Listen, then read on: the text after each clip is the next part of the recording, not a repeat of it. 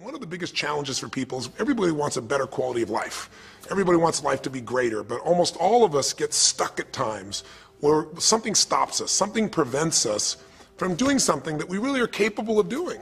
Whether it's turning around our body or shifting a relationship or turning around our finances or maybe just being happy and fulfilled at a different level, we get stuck with a belief of how we're not supposed to be, what we're not supposed to do, what people won't accept, what we're not capable of. Or maybe we get stuck in an emotional pattern of just being pissed off or frustrated or worried or sad or overwhelmed. Sometimes we get stuck, not so much in anything but just some habits of doing things a certain way. And what a breakthrough simply is that moment in time where there's an opening. And the opening can come from a conversation, it can come from meeting somebody that inspires you, it can come from an insight, it can come from watching a movie and being moved emotionally at just that right moment. It usually comes because something kind of clicked inside of us. Something snapped us and made us look at life through a different filter in a different way. And it's a real breakthrough because you take that little insight, that little distinction, that little moment, or maybe that little or big emotion inside of you that says, no more, I'm going to change this. And suddenly you do something to make your life better. You break out of the impossibility of life has to be this way or life is controlling me, and you start to take back control of your life. You start to make the shift that creates the quality of life that you really deserve. Everybody experiences extreme stress at some point in their life. I don't care who we are. Something happens outside our control and it hits our life and it knocks us on our tail. It might be a health stress. It could be something with your family. It could be economic, career. It could be something emotional that happens, biochemical. There's so many things. It could be an environmental situation that had nothing to do with you. Every one of us in our lifetime are experiencing extreme stress, and these days, because of the economy and the way we respond to it, the majority of people are experiencing some form of extreme stress, at least according to polls. Stress doesn't come from the facts. Stress comes from the meaning that we give the facts. Yes, those things have happened, but the real question is, if we fight what's happened, we got a problem. We got to decide, what are we going to do with what's happened in our life? How are we going to take this? How are we going to mold this? How are we going to turn our life around? Because when you come up with a new meaning, you get a new life. So what are we going to do in this session? Well, in this session, we're going to take a look at something from a different perspective. We're going to ask you this question. What is the single force that controls the quality of your life? If there was one gift our Creator has given us, or the universe, whatever you believe, what is it? What is the one power that you have right now in this moment that can change everything? You have it, I have it, we all have it. It's this one singular individual power that can change anything in our life, regardless of what's happened to us. And I know you know the answer. The answer is the power of choice. The one thing we have in this world is we can't control the events, but we can choose what to focus on, we can choose what things mean, and we can choose what to do. Those three choices, those three decisions really control our life. It's not so much the conditions of our life that control our destiny as much as the decisions of our life. Try for a second to think about something. Think about your life and just think about, are there a few decisions? If I were to ask you 2 decisions you've made in your life, that if you would have made a different decision, you would have had a totally different life. I mean, it may be, a life may have been better or may have been worse, I don't know, but you would have a different life. I'm not asking you to buy into the fact that you should have known the answers. I just want you to see the power of a decision. How is your life better today because of a decision you made years ago, not just negative ones? Think about it. Sometimes a little decision changes your whole life. Like you decide one day to go to a certain school, and you go to that school or to go eat someplace, and you bump into the person that becomes the love of your life. Or you meet someone, and you decide as a result of that you're going to become a photographer or a software engineer or a business person or a doctor, a dentist, whatever. They impacted you, but you made the decision, that's what I really want. That's what my life's going to be about. And that decision has affected so much of your life. What you do, how you live your life, how you spend your time, what you earn or don't earn, who you attract into your life, beliefs you have, all come from some of these little decisions. What you decide to eat from your dinner plate each night certainly determines your physical destiny, right? We all know that, at least to a certain extent. I know there's a certain amount that's genetics, but I'm talking about the stuff you and I can control.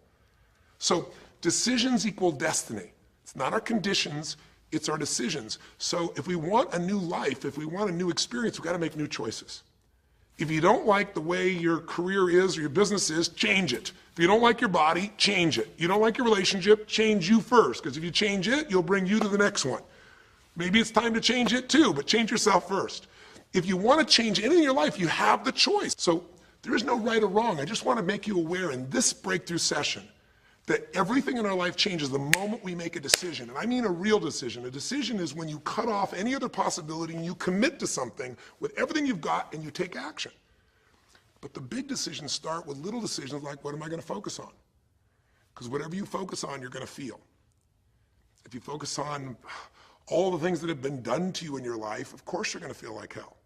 If you focus on all the amazing coincidences that have happened, things that maybe they were guided, maybe not, but things happen, and because of that, you met this person that's your best friend, your husband, your wife, or because of that, you have this ability, or because you were there that day, God, you missed an accident. I don't know what it is, but whatever you focus on, you're going to feel. If you focus on people don't care, and you'll look for reasons why they don't care, and evidence they don't care, you'll find it everywhere. If you look for evidence that people are really good people inside, that at some level we all care about each other, you'll find it. Seek and you shall find. The secret is, have you become conscious about your decision making? Because this breakthrough session is, really, you want to change your life, make new choices. New life comes from new choices, but you got to make conscious choices.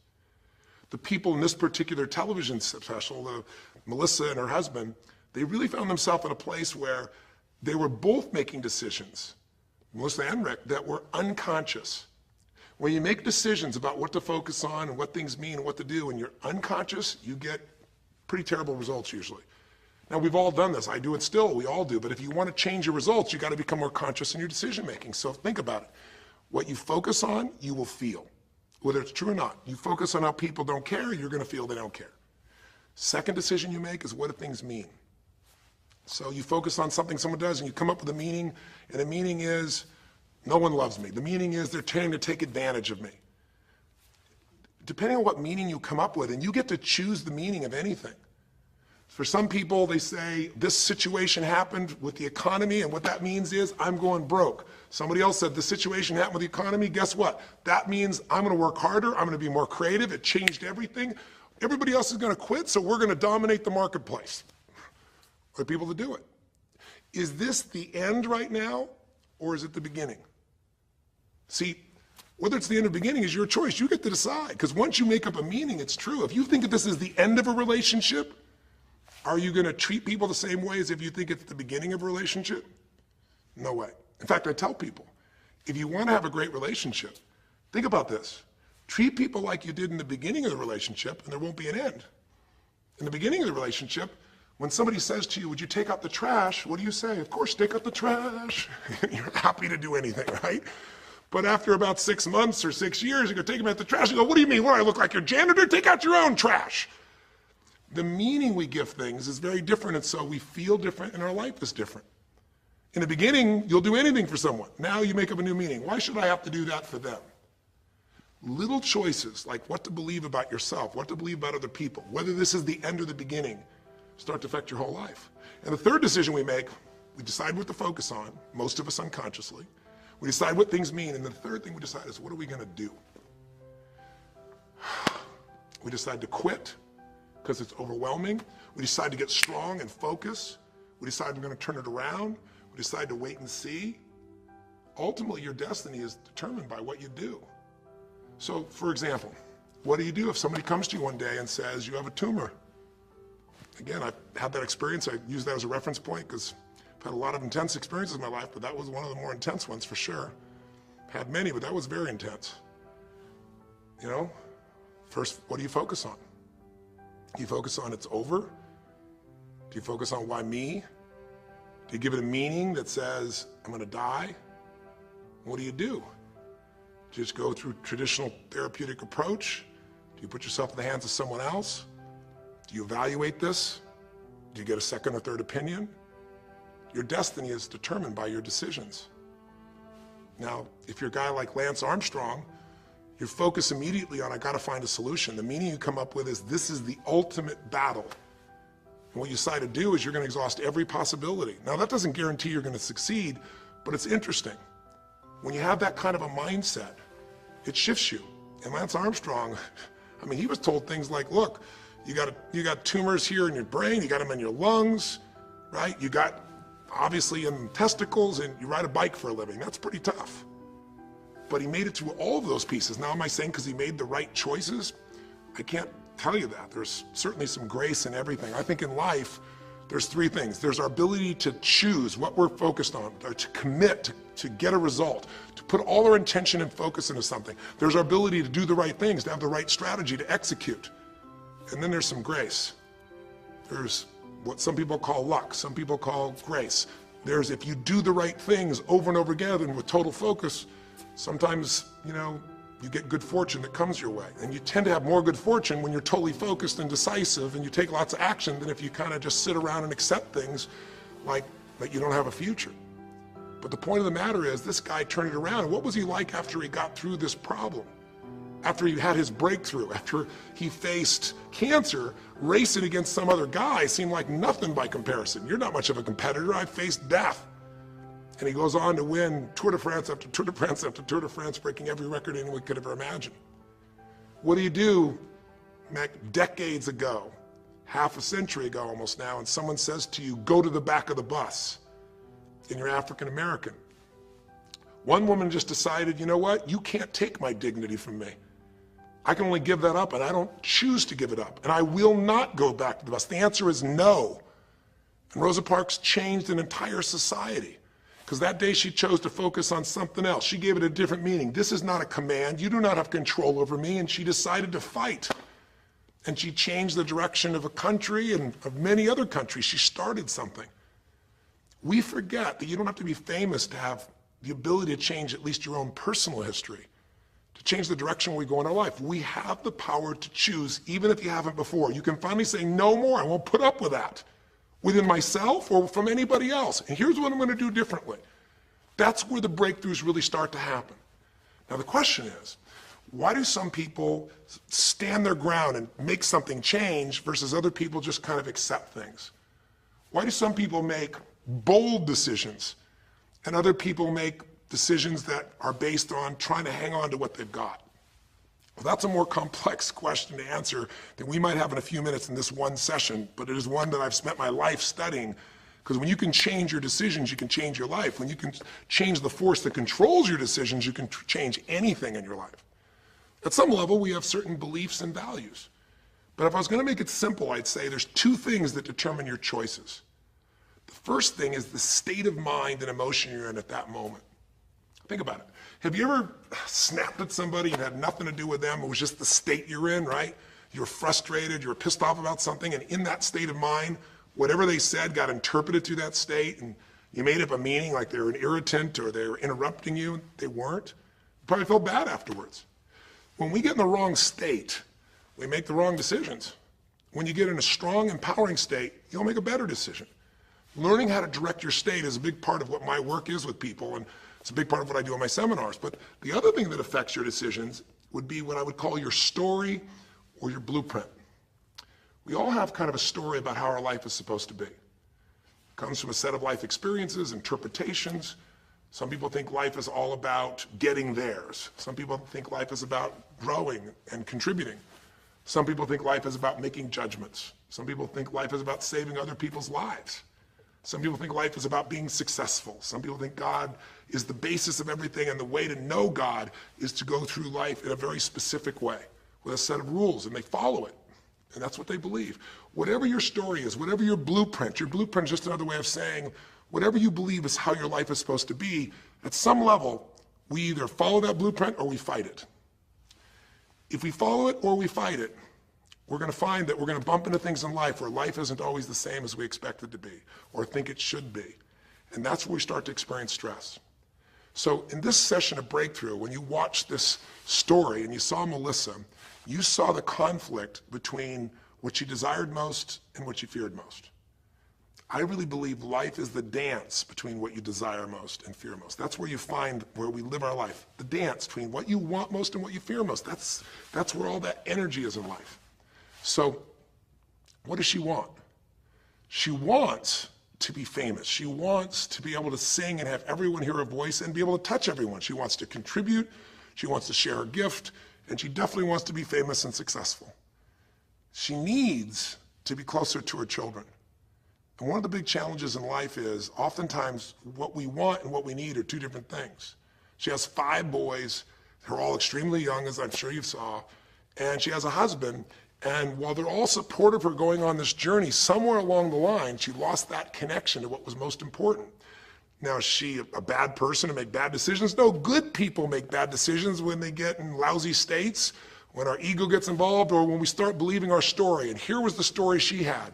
Being a mom's important, but the bigger gift God gave me is my singing voice.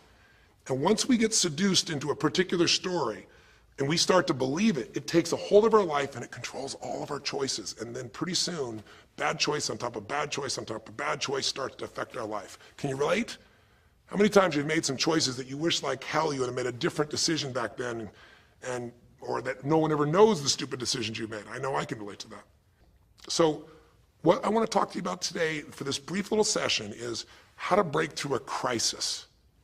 Crises happen, whatever type of crises you go through in your life, and I know you've had many, when we make some choices unconsciously and we get consequences. And we make them unconsciously because we're trying to get what we want. We don't really know what we value most. We don't know what we need. And we find ourselves waking up one day and going, why is my life this way? It's kind of like life is always calling to us to constantly grow and improve. You know, if you're going to look at what's going to make life work, it's really simple. What makes people happy is progress. We're happy when we're progressing. If you're overweight, but you leave today and you say, you know what, this breakthrough thing, what I got out of today for me more than anything else is, I've been stuck waiting for some magical diet, some magical exercise plan, some magical time in the future when we have more time. There is no more time. I don't need to wait for that. I'm just gonna make a decision today to get started. I don't need to go out there and go interview 20 trainers and get online. I don't need somebody to give me a perfect plan. I need just to pick up my shoes and start walking. I need to just get somebody behind me who just goes, run! I don't need to wait for perfection. I'm going to do something right now. I choose to get fit. I choose to walk. I choose to run. I choose to go join a club. I'm doing it now. A breakthrough happens the moment you make a new choice. And you don't have to wait. You can just get yourself in a new state. Maybe this tape will get you doing. Or you just have to have a new thought that says, you know what? I made choices in the past. I'm overweight because I chose to eat this and this. I'm not going to eat it anymore. I'm changing now.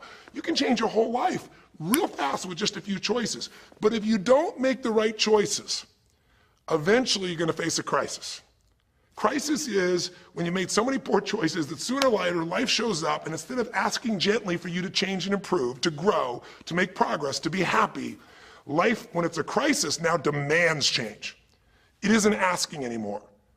We borrowed money as a society and we overspent and we talked about changing and we knew we had to change, and now a crisis happens and guess what? Nobody has a choice. The game has changed. And what crisis does is it melts us down. It melts us down so that we can recast our life. We can remold ourselves. And usually on the other side, our life is greater because as we go through that crisis, we have to grow. Everybody wants change. Nobody wants to do it. Everybody, I should say, wants progress, but nobody wants to change. Everybody wants their life better, but nobody wants to do the push-ups, the running, have the economic or emotional discipline to make it happen. But if you're watching this right now and you're still with me, some part of you wants more. And I'm saying to you, choose it. And the way you're going to choose it is really simple. If you're in that crisis, what keeps you in the crisis is probably because you're being reinforced. Most people, they overeat, or they smoke, or they drink, or they yell at people. They keep doing it because they're rewarded. Whatever gets rewarded gets reinforced. Whatever habit or behavior is reinforced becomes a habit, and then pretty soon, do it long enough, it becomes part of your personality, and pretty soon you think it's who you are, and you just keep living that way. I mean, it's easy to see this in other people, right? It's easy to see how messed up they are and how easy they could if they just make some new choices. All you gotta do is turn on the television, some news program, some entertainment program, and you'll hear detailed descriptions about some person who is very powerful celebrity who is doing some stupid thing.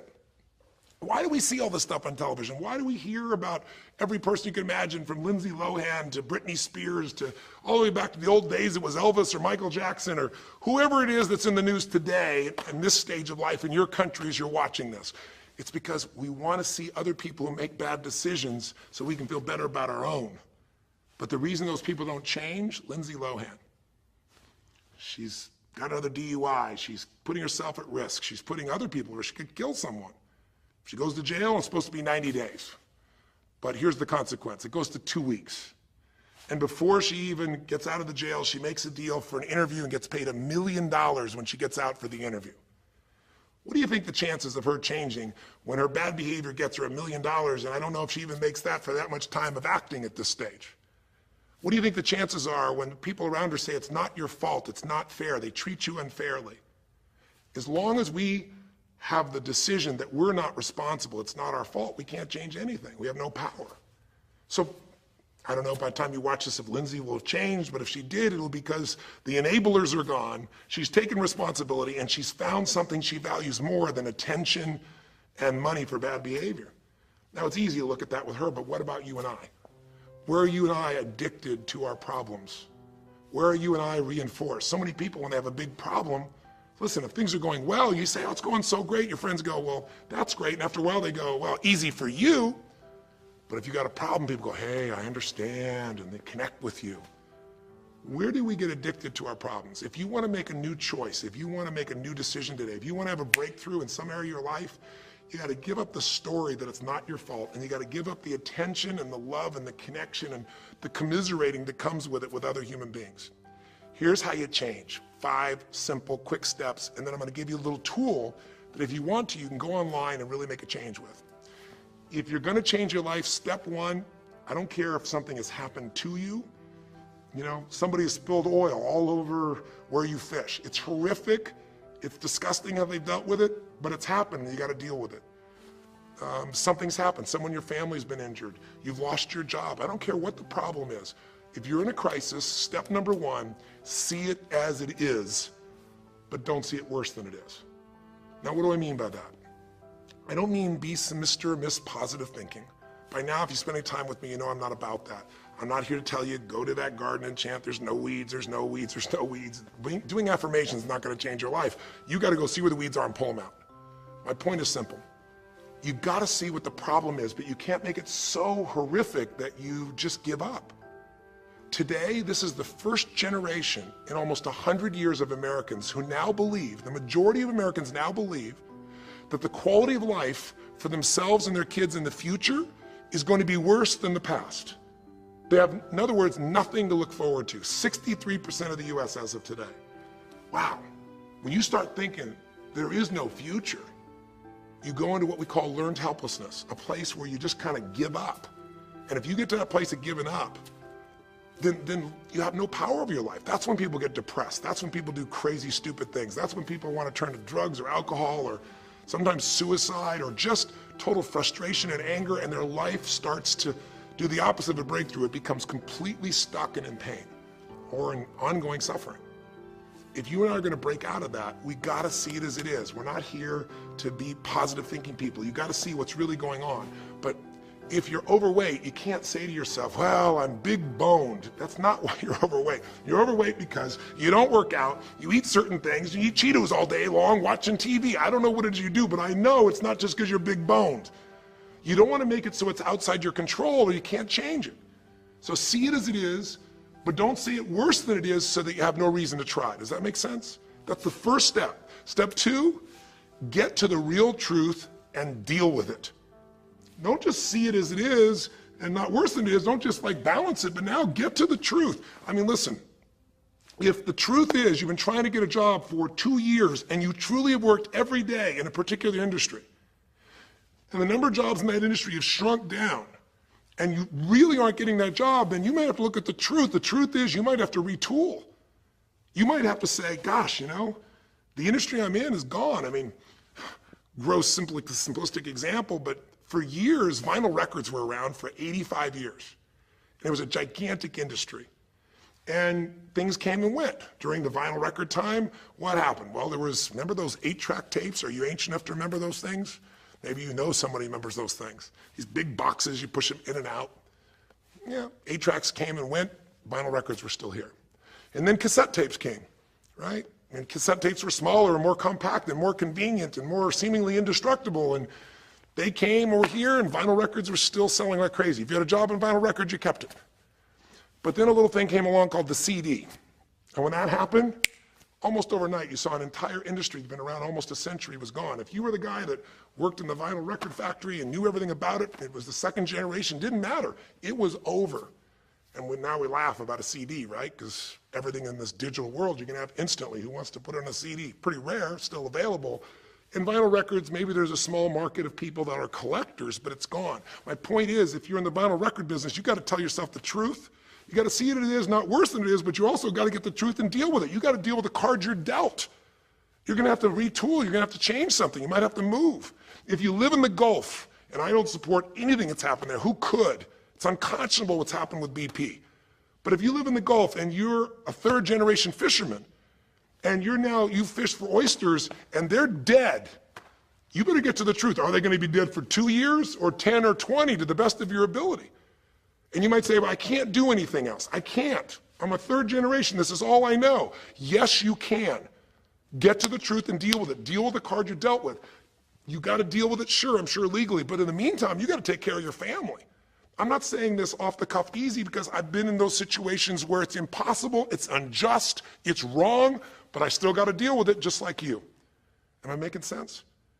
It's like, you might say, I've lived here my life. You might have to move. You might have to fish someplace else. You might have to, I know you still got to deal with all the consequences, but you got to take back control of your life. There are unjust things that happen, but you got to take control. Easy for me to say, I'm not sitting in your shoes. I get that. But who hasn't experienced some form of injustice someplace? Who's not dealt with something unfair? Who's not dealt with something that wasn't meant to be unfair, but it affected your entire life, your career, your finances, whatever? You got to tell yourself the truth, and you got to get to those dealing with the reality right now. The longer you wait, the longer the crisis will be.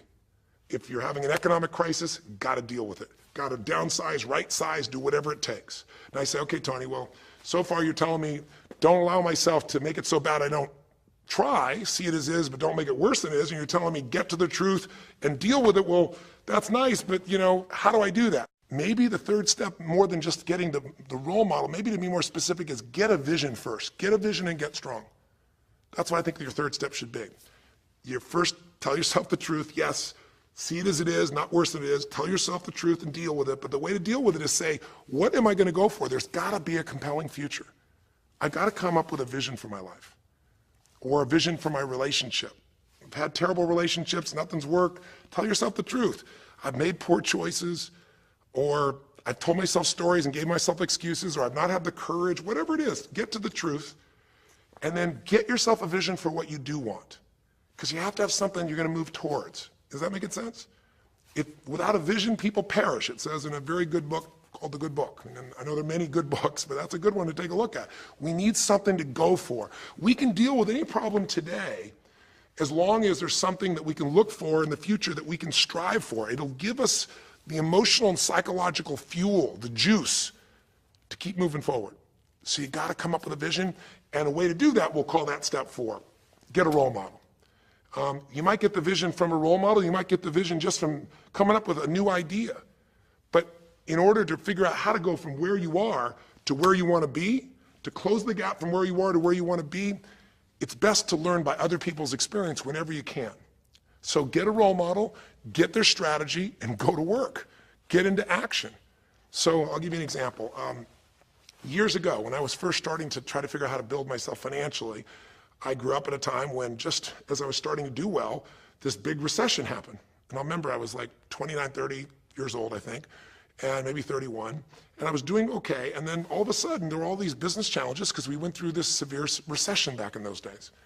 And I remember at the time, everybody was downsizing and freaking out. And I thought, you know what? I don't want to just settle for this. I want to find a way to do well. Who's done well in really tough times? And so I started doing my homework. And in those days, you didn't go out and use the internet the way you do today. You couldn't access all that information. We actually went to libraries and did research in traditional ways. I'm ancient enough to remember those days. And I started hearing about this man named Sir John Templeton. Very famous man. He's a man who became a multi-billionaire as an investor. He started with nothing.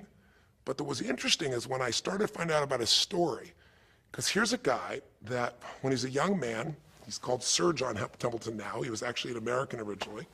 And he wasn't Sir. He came from a very poor family. And he just decided that in his life, He wanted to not only do well financially, he wanted to do so well he could help other people at any level that he wanted. And today, by the way, he's passed, but before he did, he created the Templeton Fund, and he also created a fund that now delivers money, gives money each year at the Templeton Prize to people that do good spiritual works, and it's larger than the Nobel Prize, and it continues to go on. But the guy started with nothing, and here's how he did it. Listen to me now. The reason I look for him as a role model is because he made all his money in the worst of times. He made all his money when people were going through the equivalent of the deepest recession or depression possible. His whole belief was, and this is different than almost anybody else you see around you, was pessimism was the secret to success. That what he wanted to do was make money when people were most pessimistic. Because when people are optimistic, they want you to pay for their house a huge sum of money. But as they start getting more and more pessimistic, where pretty soon they think they can never, the house is the worst thing to have, they'll virtually give you the house. They'll virtually give you the business. And so he made all his money starting in World War II. When the war broke out, when Hitler invaded over in Europe, he took all the money he had and borrowed a total money of $10,000, a total amount. He bought with $10,000 every stock on the New York Stock Exchange that was $1 or less that he thought might be useful, including some companies that looked like they're going to be bankrupt. But he did it when people were the most pessimistic. Because if you recall, it looked like Hitler was going to take over. It didn't look like we were all going to be the winners. It looked like Hitler was going to dominate. And when people were that scared, they would give up anything they had just to get a little bit back. And so he bought all the stock that eventually made him a multi-billionaire. He became a billionaire because after things changed, after the war, just 5 years later, and the economy started to surge, everything changed for him. Where do you think he invested next after World War II? Where was a country that was pummeled, that was down, the factories were basically turned into mud? Japan. You could buy things for pennies in Japan that would have cost you hundreds of thousands of dollars before, and he did. When everyone was most pessimistic, he went and did well. And then he sold when the 80s surged and when everybody thought Japan was the greatest country on earth and had the biggest businesses, he sold and made his maximum profit when people were overly optimistic. He did the same thing down in South America when inflation went crazy. This man spent his entire life basically having a strategy of how to succeed when everybody else was scared. I tell you that because he's a role model. What he did, how he did it, it's all in writing, it's crystal clear. You could do the same. But you won't be able to do it when you're telling yourself the sky is falling and it's over. When you see it worse than it is, you'll just give up. You won't do it if you don't tell yourself the truth is, you know what, this system isn't working. I got to do something. I got to change my finances. I got to change my job. I got to reach. If you don't tell yourself the truth and deal with the truth, the real truth, nothing's going to happen. You won't ever even think about a guy like John Templeton if you don't have a vision that says, I don't care how the environment is, I'm going to find a way to do well. And you won't do well unless you get a strategy based on a role model who's really done it. My whole thing is this: if anybody has something you want, they aren't lucky. They did something. If you model them, if you take similar steps, you can produce a similar result. Make sense? And then finally, the fifth step, look, if you're in a situation where you see it as is, but not worse than it is, if you've told yourself the truth and you dealt the cards you're dealt with and just decided you're going to change it and you're willing to do what's necessary, if you put yourself in a place where you got a new vision and you gotten yourself strong, if you got a role model and you got some strategy and you got yourself into action, step 5 is give much more than you expect to receive. Simple as that sounds, if you find a way to meet people's needs in business, in an intimate relationship, meeting your kids' needs, anybody's needs, the whole game changes. What happened here when all of a sudden, you know, Melissa finds herself coming home and all of a sudden she finds out that while she's gone, her kids now don't want to talk to her, her boys, her husband has had an affair.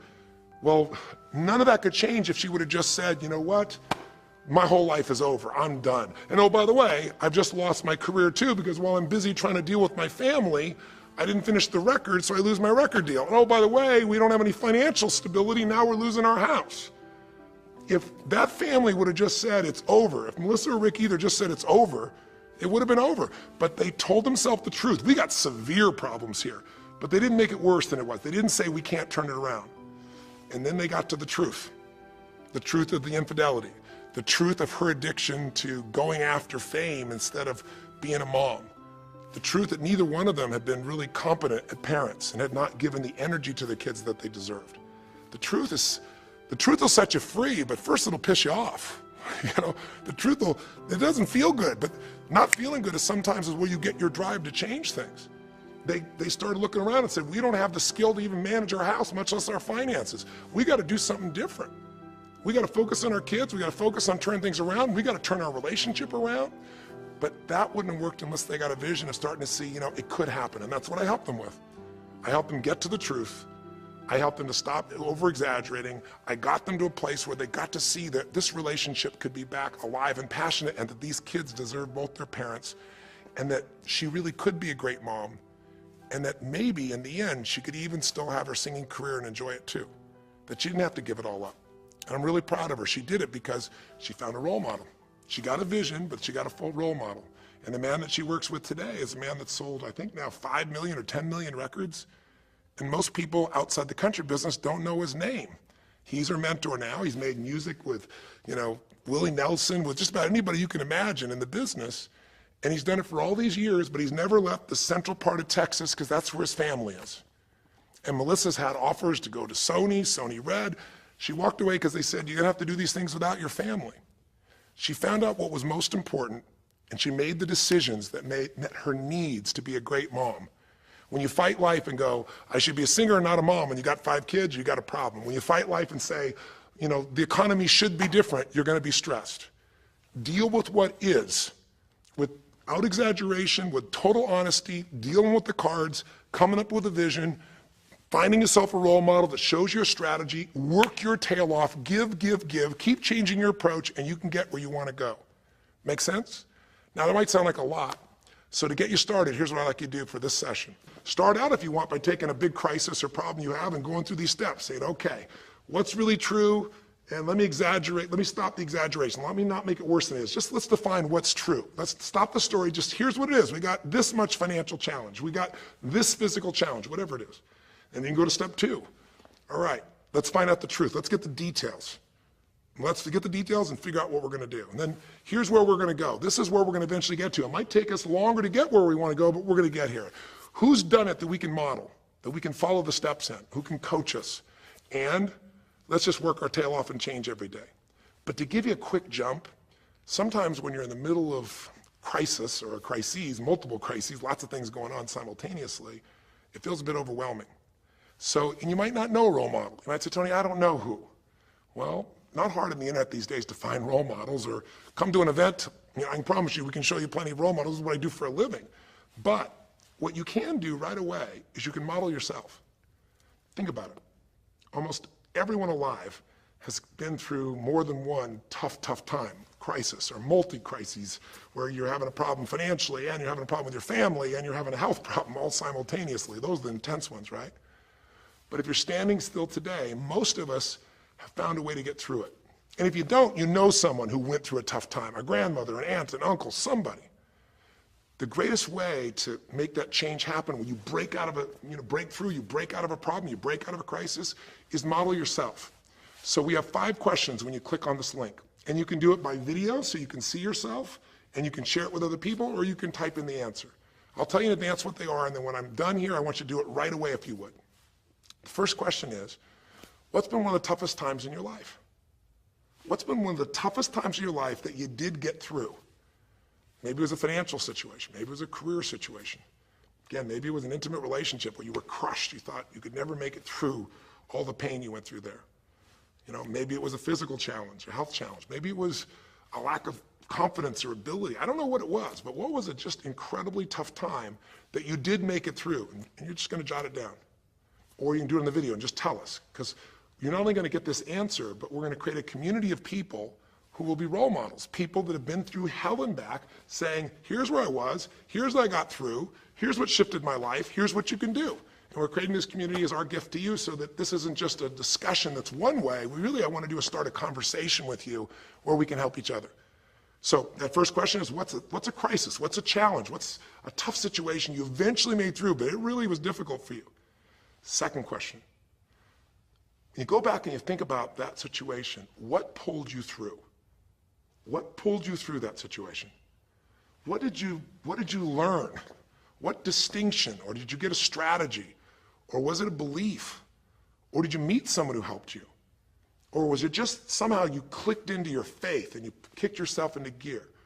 What pulled you through those tough times? Was it a person? Was it a place? Was it an idea? Was it a distinction? Was it a belief? What was it? Share it with us. Type it down or tell us from your heart what it really was. Third question is just real quick. It's just for contrast. And the third question is, what was your life like before the crisis? Like right before all hell broke loose? Usually you'll say, oh, my life was so great. But when you go back and look at it, was it so great? Was it wonderful? Just out of curiosity, right before all hell broke loose, third question is, what was your life like right before it? And then the fourth question, what'd you do? What did you do to go from where you were to where you are today? What did you do to get over that situation? What did you do to get through that situation? What did you do to turn it around? What action did you take? Who did you go learn from? What skill did you go get? What did you physically do? Kind of give us the description of what you did, because we all want to know, because you can provide us a pathway. You may have been through a crisis that someone else is going through right now, and they could learn from you. They could learn the shortcut. And finally, the fifth question, maybe the most important one besides what pulled you through, and the fifth one is, how is your life actually better today because you went through this crisis? Whatever the crisis was. How are you stronger? Or are you more compassionate because you felt that suffering? You don't want anybody else to feel it. Or are you more hopeful because you know you made it through that so you can make it through other things? Or are you in a situation where you've got a skill today that you didn't have and wouldn't have had if it wasn't for that situation that made you have to grow? Or are you just happier today because you have a contrast of what life could be like, and so now you appreciate the simple moments? How are you better mentally, emotionally, physically, financially, or spiritually today because you went through the crisis? Even though you wouldn't want to go through it again, you don't want anybody else to go through it, how did it actually serve you in the end? I think if you answer these 5 questions, you don't need to remember them. I said them to kind of trigger you thinking. All you do is type in the answer, or you take the instructions and click on the video and go, okay, toughest time in my life? There have been so many, but I'd say when I went through this divorce, or I'd say when I was told I had this tumor, or I'd say when they told me this company was going to go bankrupt, or whatever it was. Second question, what pulled me through? God, I don't know, I guess a combination of things. One was this belief that somehow everything in life happens for a reason and a purpose. And even though I hate this, something must be calling me to grow. Or I'll tell you what it was. It was a friend that sat me down and said, man, you're going through hell. But when you're in the middle of hell, when you're pushing through hell, just keep pushing. Just keep going through it, man. I've been there. And he gave me this plan, or he gave me this strategy, or he told me, you know, this problem won't last forever. Trust me, I know it feels like it's the end of the world, but 10 years from now, you and I will be sitting here, and you'll be here with your children, and you'll be here with your wife, and we'll be talking about those tough days, and we'll actually smile and laugh about them and be so proud we made it through it together. Or you might say, what got me through it was prayer, or my faith in God, or what got me through it was just massive action. You know, what pulled you through? Just tell us. We all want to hear, we all need to know. And there's lots of ways to get through hell, isn't there? There's lots of ways to get through a crisis. There's so many ways. That's what I want people to get. So when you're done with this on the website, you will give in something, because the community is not just a place you go get stuff, right? It's a place you give. And the more, you know, authentic you can be and honest from your heart, the more other people will see and be touched. You know, what was it like before? Oh my God, I was on top of the mountain. And what did you do? Here's what I did. You know, I told myself the truth. I went and got this new education. I went and started talking to people each day. Whatever you did.